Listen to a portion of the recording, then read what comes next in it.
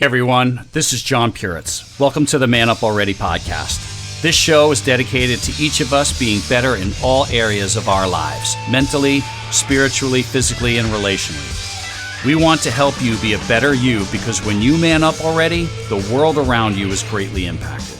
Here on the podcast, we don't believe you're an accident. We believe each of us is created for purpose, and this show is dedicated to helping you discover and live out that purpose. Again, welcome to the show, and let's check out another great episode. All right, everyone. Hey, welcome to another exciting episode of the Man Up Already podcast. And as always, you know, I am super, super pumped to have you here to deliver great content. And I am so excited to have our guest today covering a topic that I think is incredibly, incredibly important. And it's something that I have always been present to, but kind of took a deep dive in over the last few months. And our guest, we had connected, gosh, it's months and months ago. But when we did, I always knew that I wanted to have her on the podcast. So we're going to bring up our guest today, Laurel Wiers, who is an expert in trauma.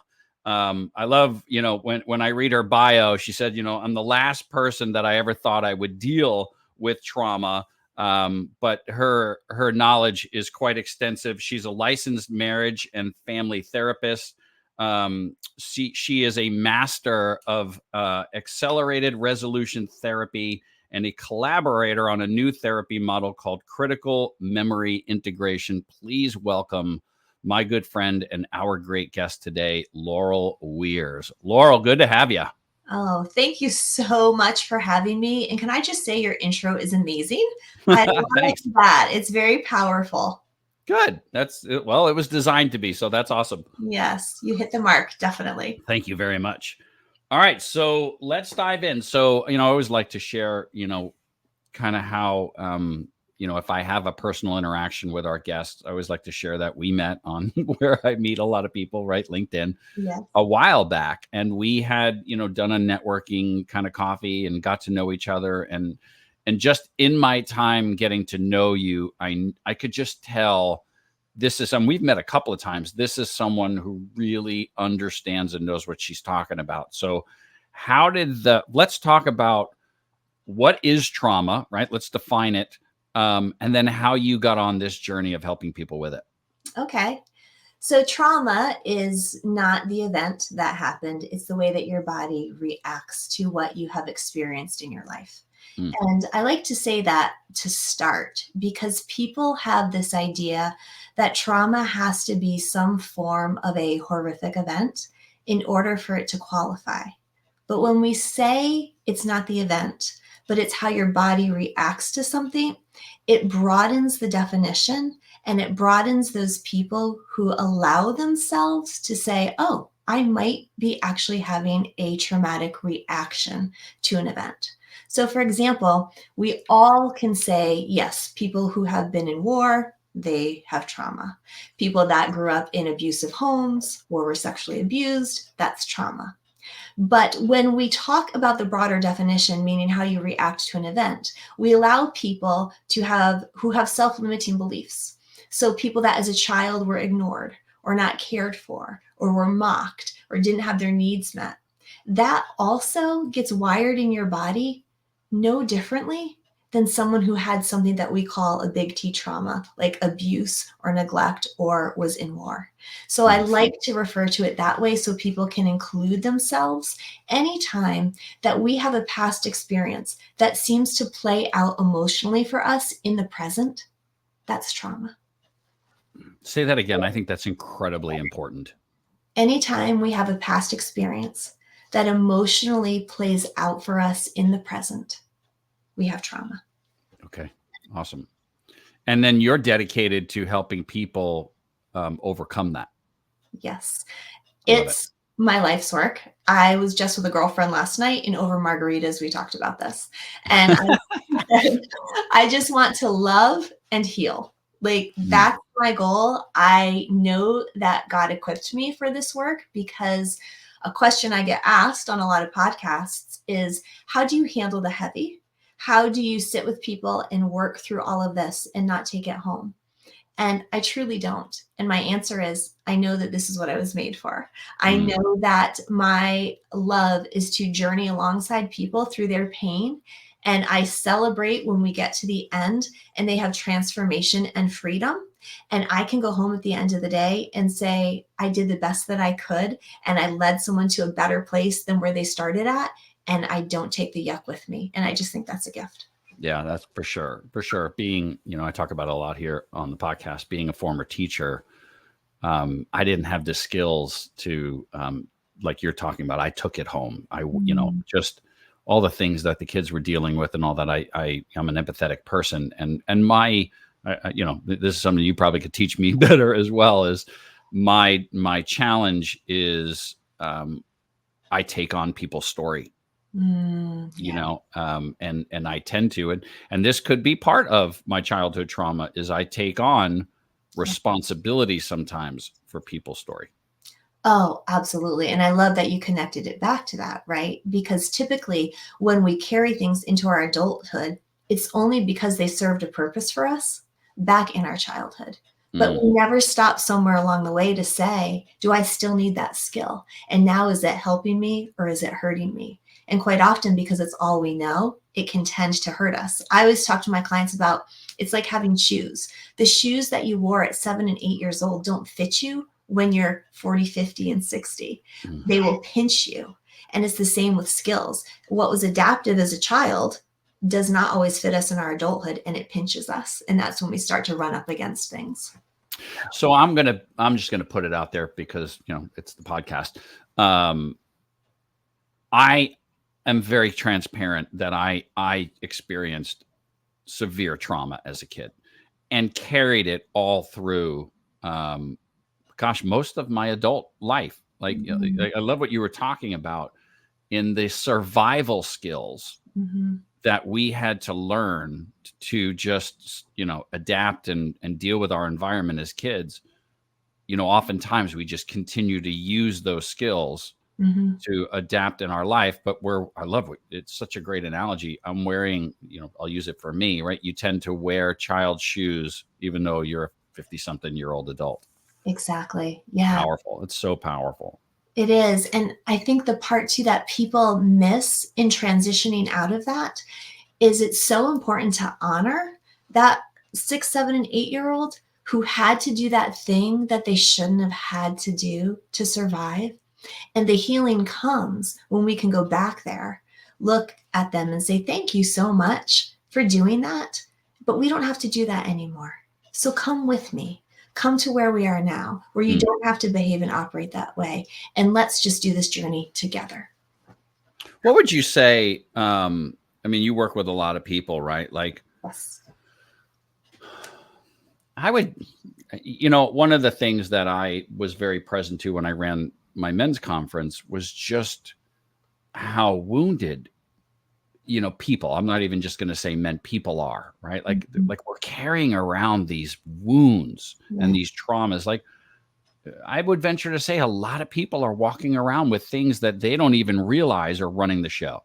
Oh my goodness. Yes, you are speaking my language. So that is what I see all the time, right? In everybody, whether it's on TV or it's just in social engagements or with my clients. Yes, you see that there's these mindsets, right? They're limiting beliefs or they're, resources that we used in the past, but we don't need them anymore. And they become our filter. I always like to say it's like a lens or a filter, but we have this lens and it's clouding us from seeing truly what's going on.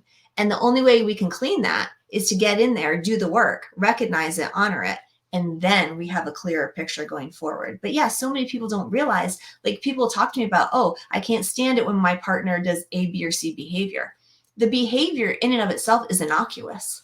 It's the meaning that they're giving to it because it's coming through that filter, which is from earlier life experiences, and they're not reacting to their partner, they're reacting to their past. Yeah, that's huge. That's huge. So, I really want to touch on, because I think it's really important. You said earlier that most people believe, and I'm one of them. I mean, until I met you, the idea that you don't have to carry this around for the rest of your life, because I'm present to my trauma. And for our listeners, right? The Man Up Already podcast is what I call live from the trench, right? I'm not on some pedestal here. I talk about the things that I deal with because I want to deal with them and then put it out there. But you believe and know, because I've spoken to you enough to get this from you, that trauma doesn't have to take a really long time to be dealt with. So let's dive into that, because I think it's really incredibly important. And I think people need to hit you up, right, and get your services, because you have a bona fide way of helping people move forward. Oh, well, thank you for saying that. I appreciate that. Yes, that is the thing. If I could shout it from the mountaintops, it would be that trauma healing does not have to take a lot of time. That is the biggest misconception.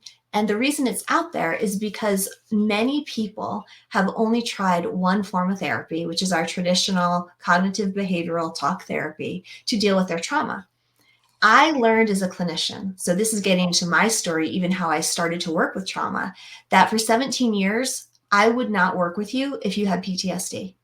And it was because I had seen that I could not transform and I could not bring relief that was lasting. So my clients would come in week after week and we would talk about things, but some of them I was making worse, truth be told, because they were just re-experiencing those events that were very difficult. They felt okay in the moment because there's something about that release that is very healing, but it didn't change the triggering and it didn't change their behaviors. So when I realized that, I said, okay, no more. If you have PTSD, I send you out to other people. I don't know if they got better with the other people. I just knew that I couldn't do it. And then 8 years ago, I stumbled upon this form of therapy. That was the beginning of my journey. And now I use lots of modalities, but it was bilateral stimulation was the basis of it. Meaning that, one, somatically, if we can identify our trauma, it's all in the body. Our body stores it, but it's old. So it just needs to be released. So I can track back your memory connected with that bodily sensation. And then through the process of using bilateral stimulation, I can help you reprocess your memory, which basically what I'm doing is I'm changing the way that your brain stores the images and the sensations that are tied to that event. The event is not the problem, like I said earlier. The narrative isn't even the problem. Telling somebody I was sexually abused or I got in a car accident, that is not what trips people up. It is the images and the sensations that their body holds from the event that keep coming forward. That's what I clean up, John. That's what I clear out. In literally 1 to 4 sessions, that's the work that I do with people. Wow. And we change the way that you store it. 1 to 4 sessions. 1 to 4. Most acute trauma, meaning a car accident, a fight with a partner, or even a rape, 1 session. That's it. And I can desensitize you to the stimulus in the environment that's triggering you. And then once that happens, it changes everything. So someone can come into my office and not even be able to get through the story of how they were raped. Can't even do it because, right, you're getting flooded. Images, sensations, you re-experience it. I have people who've been mauled by dogs, right? They literally feel the bites when they are in that session, when they're talking about it. I can take them through this whole protocol. When they leave, they can tell me the whole story, completely neutral, no emotional reactivity whatsoever. Because we have now changed the association with the images, given positive images. So now it's just the facts. And we keep your narrative intact. You can tell me the story 100% as it happened, but we've unplugged, I like to tell a lot of my clients, the images and sensations. So now you're not triggered and there's no emotional dysregulation happening. That's powerful. And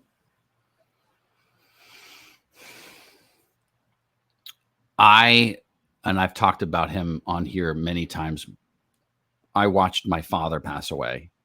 And I was in that hospital room, and it's funny because the key thing that you said is images. And when I think of my dad, I don't think of all the good times, and I don't think those are all in my memory. But when I think of my dad, I'm immediately in that hospital room. You are a You know what I mean?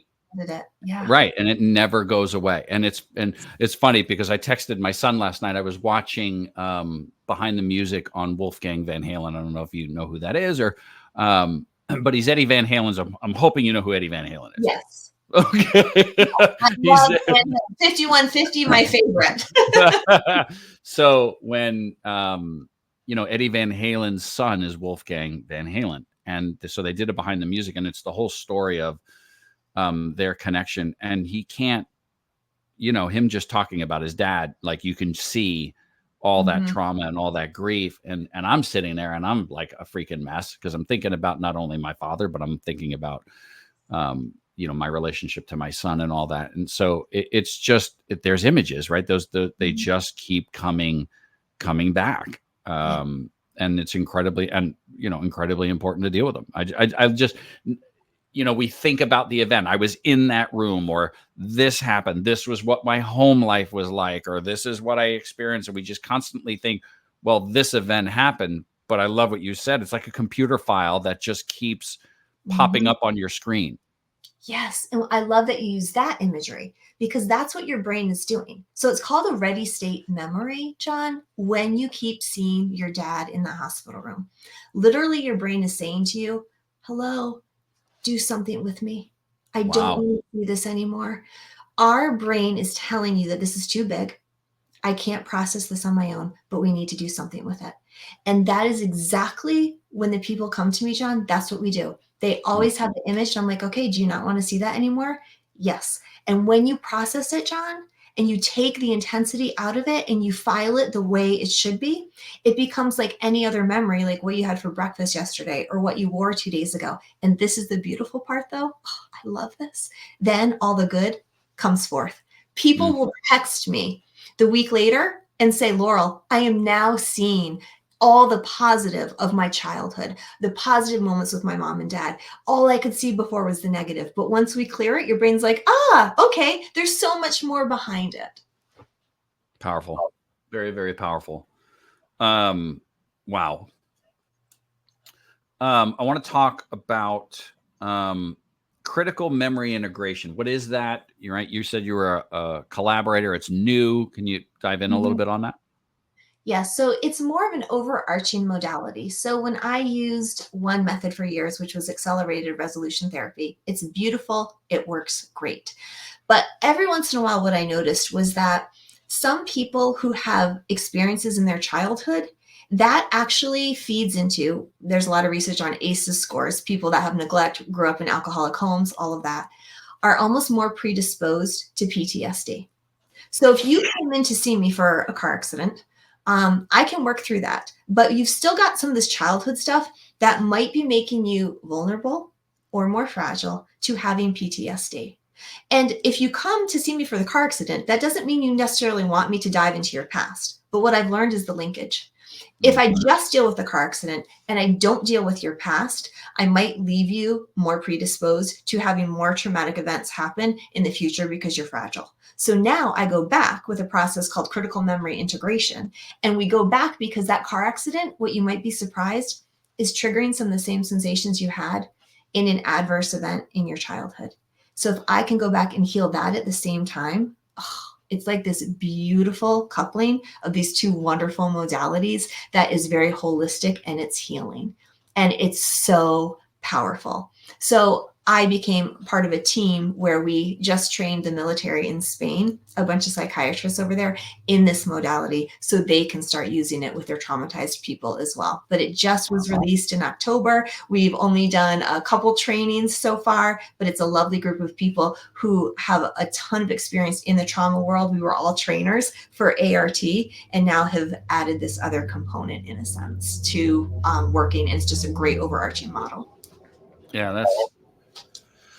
I wanted to do this episode because it's like the walking wounded, right? Like, that most people that we're just encountering every single day. And let me, kind of dive a little bit deeper in here. I'm huge on personal development. I'm ridiculously fanatical about positive self-concept, because if you don't have a positive self-concept, I mean, how you see yourself is how you see the world, right? Like just a fact. And if we're not dealing with the things that happen in life, if we're carrying these files around in our brain and they are creating the perception of, of how we see the world, I just think your work is so incredibly important because, the 80-20 rule, right? Like 80% of people do 20% of the work. And right, how many people out there could change that ratio for themselves, right? Go from 80% to 20% just on dealing with the things that are holding them back in their life. Oh, absolutely. I love that you even just said the part about how you have to love yourself first. I just had a client about 3 weeks ago now. I've worked with her for probably 3 years on and off through different things. She goes through these different levels of healing. She had egregious sexual abuse for 12 years of her life. We got through all that stuff. But just because we deal with that, right, didn't equip her to actually love herself.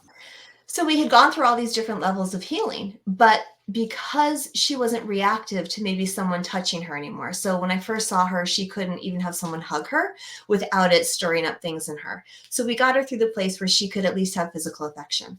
But through the years, what she noticed is that she could not accept love from people. If they said, I love you, she'd be like, yeah, right.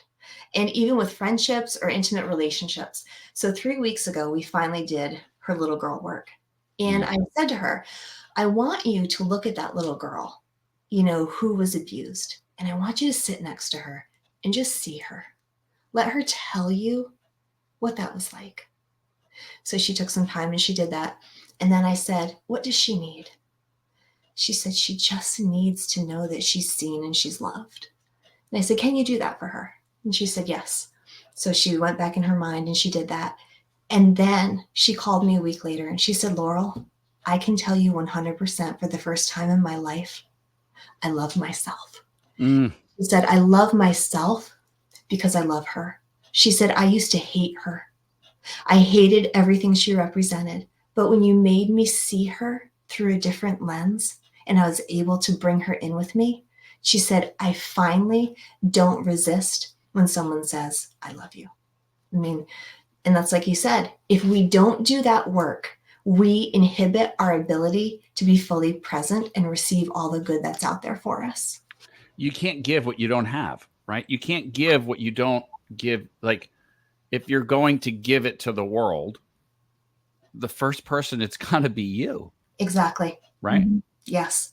And that's the thing that people almost bypass that, right? And especially when you have trauma, the last thing traumatized people want to do is sit with themselves because it is overwhelming.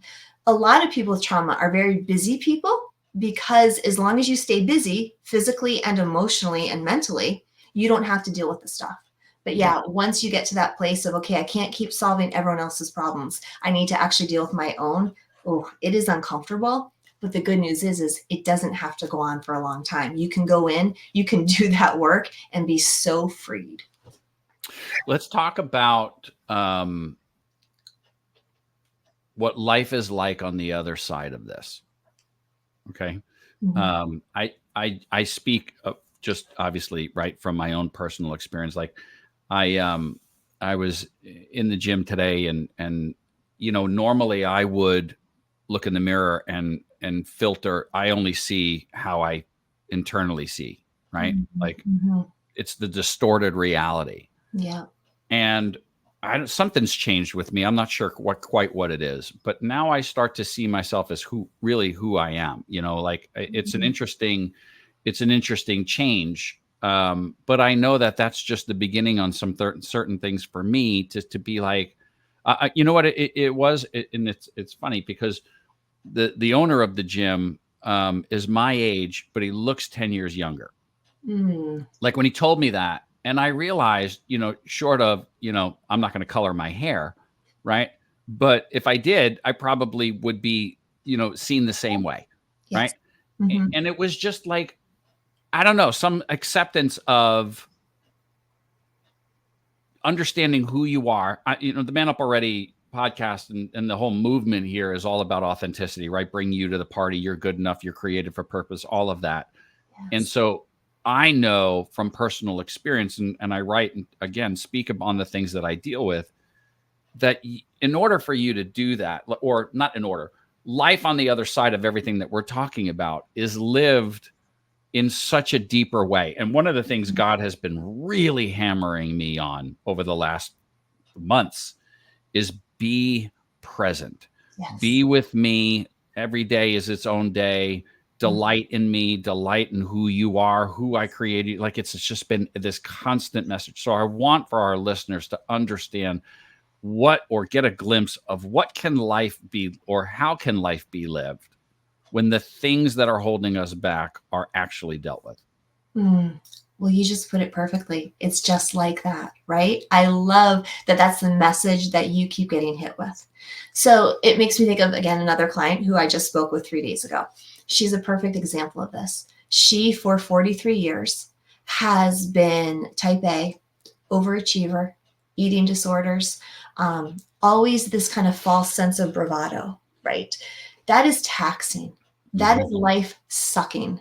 It's exhausting, right? Emotionally, to have to keep overdoing over here to make up for the lack here.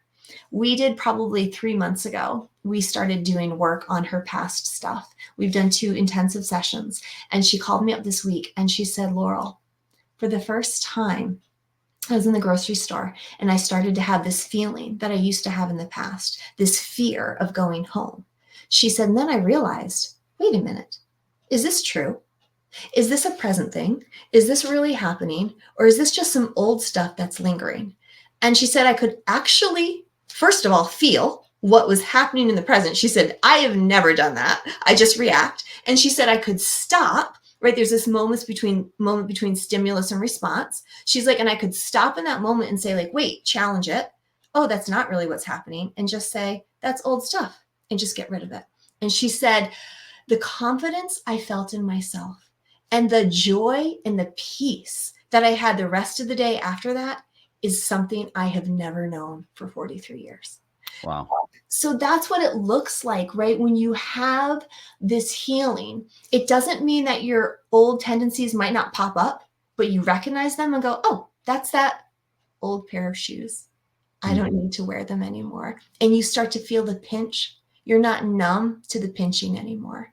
And then when you have the freedom to step into the right shoes, it's just, you're comfortable because you're exactly where you need to be. Powerful. So, it's funny because we've done the podcast in a different format than I'm used to. So, or that I normally do, right? Because we just literally dove headfirst into the deep end.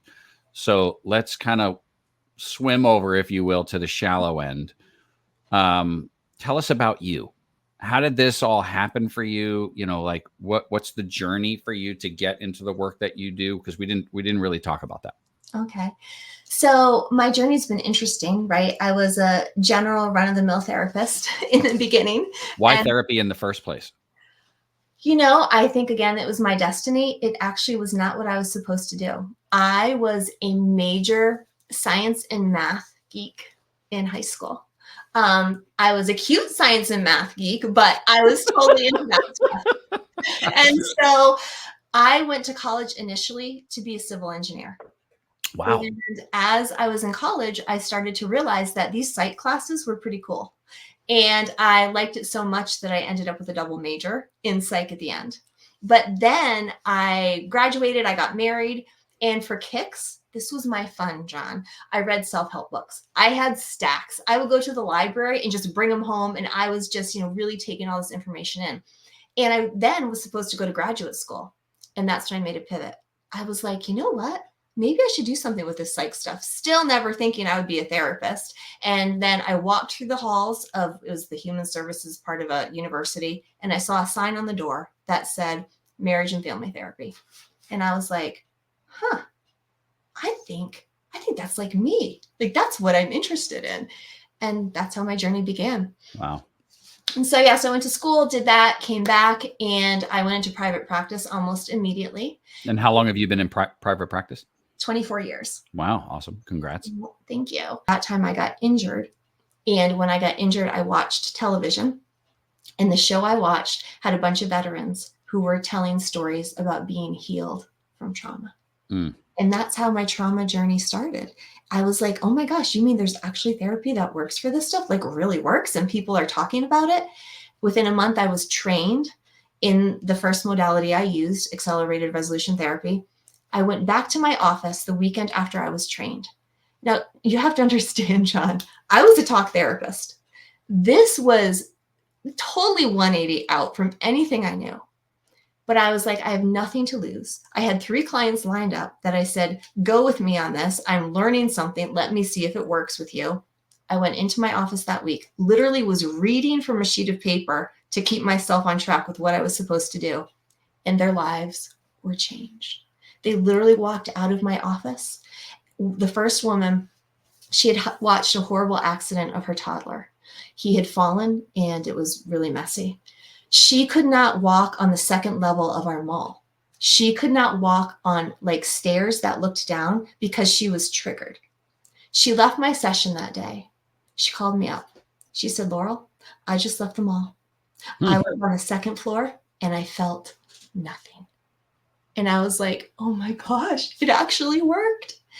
And so I just kept doing it. And here I am 8 years later. And I've gone on this journey of, I first started out with tons of trauma, like very critical things. And then my clients would get healed and they would come back to me and say, I know you did that thing for this really yucky thing, but do you think you could help me with this? So presentations, or help me with social anxiety, or help me with, kind of more easy stuff.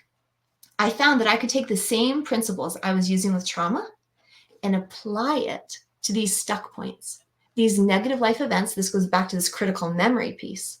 These memories of moments in your life that are tripping you up, I can pull those out the same way I can pull out your sexual abuse, and you are free to be who you were before that event ever happened. So when I started seeing this, then I started working with athletes. I would have athletes come to me, like literally a teacher from my kid's school called me up and she said, I hear you do this like crazy voodoo, like weird, like voodoo. I get that a lot. It's not voodoo. It's all evidence-based. It's all researched. But she said, I heard that you can fix people like miraculously. And she said, do you think you could help my son who used to be an amazing baseball player and now he can't throw the ball past to first base? Had a mental block. And I was like, I'll try it because I'm game for anything. And we did one session. He went out completely back to who he was before he saw me. He can throw first. So I've made this pivot over the last year, which has been, not only can I do it in my therapy room, but I can do it with other people for performance. And so now I'm really pursuing working with corporate, individual private clients, executives, the people that are having the same stuff that keeps them from being the best that they can be. We can expediently just pull that stuff out and you can fly. Yeah, that's awesome. I want to point something out that you touched on a little bit earlier in everything that you were just saying. You had a hunch that this was the thing, and rather than spend days, weeks, or months preparing, you said to a few people, I need to try this. And you weren't afraid to have a script or to have a guideline in front of you, and breakthrough happened and you changed their lives and consequently have changed yours and so many others because you were willing to take a risk and step out. And I think, part of what we talk about on here is success principles. And there's just these moments, right? It's that God opens up a window that doesn't open up again. Right. And you've got to know or have the courage to just step through it and allow the process to take on. And I just think that's so key, because those are those moments that change your life and affect the world around you, because it's never perfect. Right. It's never like going to line up the way you think it's supposed to. And so often we hold ourselves back because this perception that everybody needs it polished before it's delivered. Yes. Oh, amen. I feel like I'm in church. Right? But you had the courage to do that. And that's such a key thing. And when you do that, self-concept grows. And I'm a big one on the best way to develop self-worth is to put yourself in a position where you have to deliver for you. Yes. Oh, I love that. Because yeah, and that's a lesson I don't think we learn once. I think as we grow and evolve and change and develop, I feel like I'm doing it all over again, John, right? Like I became well known in my community as the trauma chick. And now I'm leaving a comfortable space, which is I could sit here and for the next 8 years, right, keep doing what I'm doing, or go into a world where I'm now in obscurity in a sense. I'm new on the scene, right, the trauma girl, and I don't have all these people that know me or know what I'm about. And it's very daunting at times. You think it'd be easier to run back and do what I know I can do and not have to stretch myself. So yes, it's something we have to keep learning and keep pushing ourselves to continue to do. Right. It's really, really a key thing. So I really want people to find you and to connect with you and use you. So how do people best do that? So there's 2 ways. One is they can go to my website, which is my name simply. It's laurelwiers.com. And it's Wiers. Most people spell it the other way. And then you can also email me, which is right? You got it. Very good. Love it. You can email me, which is laurel@laurelwiers.com. And there's a sheet on my website that it says connect with me, and I will get that. Also, people can find me on LinkedIn. I hang out there a lot. I put a lot of content over on LinkedIn. And so if they just want to get a sense of who I am and what I do, that's a great place to find me. And it's just my name on LinkedIn. Yeah, I mean, and that's why you're here, and the friendship that we have because of the content, and because it resonated with me. We connected. We've had conversations. So, Yes. I really LinkedIn's a very powerful platform when used properly. Right? There's a lot of nonsense on there as well, but that's a lot of different things. So, well, it has been an absolute pleasure having you here. I just think you're doing such good out there in the world, and I can't thank you enough for doing it. Well, I cannot thank you enough for allowing me into the sacred space of your audience. Thank you. Letting me share what I do so that maybe if one person's life is changed by hearing this, thank you for that opportunity. Absolutely. I have no doubt that more than one will be impacted. So, Laurel, thanks so much. Thank you. Hey, thanks for listening to another episode of the Man Up Already podcast. We really do appreciate it. And I want to ask you to do a couple of things. Number one, subscribe to the podcast, whatever platform you're listening or viewing on. Subscribe to the podcast, right? Help us, right, continue to grow by joining the community, and also rate the podcast, rate the episode, right? Whatever platform you're on, you could leave a rating. Let us know your comments. Let us know your thoughts. If you can do that, we really do want your feedback. You could head on over to manupalready.com and check out our website.